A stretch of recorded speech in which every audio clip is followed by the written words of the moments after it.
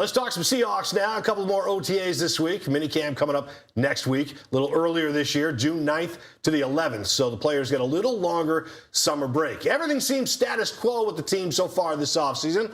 Some subtle changes to the roster. We lost Reek Woolen. One big change to the coaching staff with former offensive coordinator Clint Kubiak going to Vegas to become the Raiders head coach. Chris, you look at this team, you look at them out there at practice, and Mike McDonald putting them out there in the rain. He doesn't care what it is. He wants his guys out there and paying attention to the details. Well, one thing we know, that man right there, Sam Darnold, throw any offensive coordinator with him. He's dealt with 7 different ones over the last 7 years. So I think they're going to respond just fine. The big question marks for me, Jadarian Price, what does he do at the running back position with Charbonnet out for the beginning of the season? So that you got to run the rock. We learned that last year with this team. You've got to run the rock to win.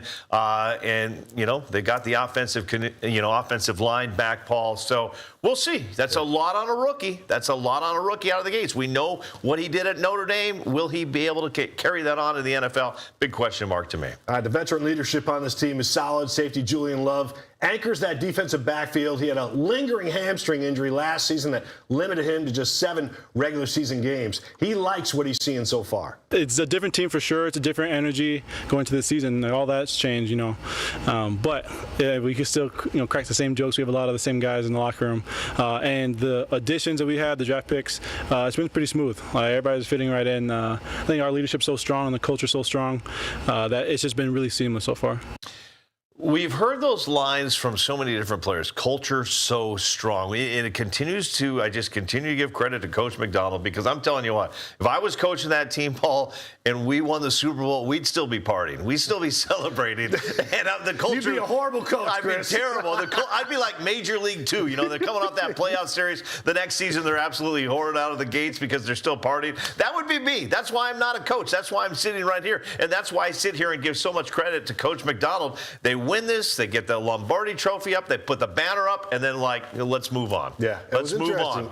Interesting this week to hear from Derek Hall, who signed that 3-year contract with $21 million guaranteed. He's a guy who sat there and he saw other defensive linemen, other teammates of him getting big money going elsewhere. He was entering the final year of his contract, and he just sat there and he realized, you know what? I like everything that's going on here. I like the culture. I like my teammates.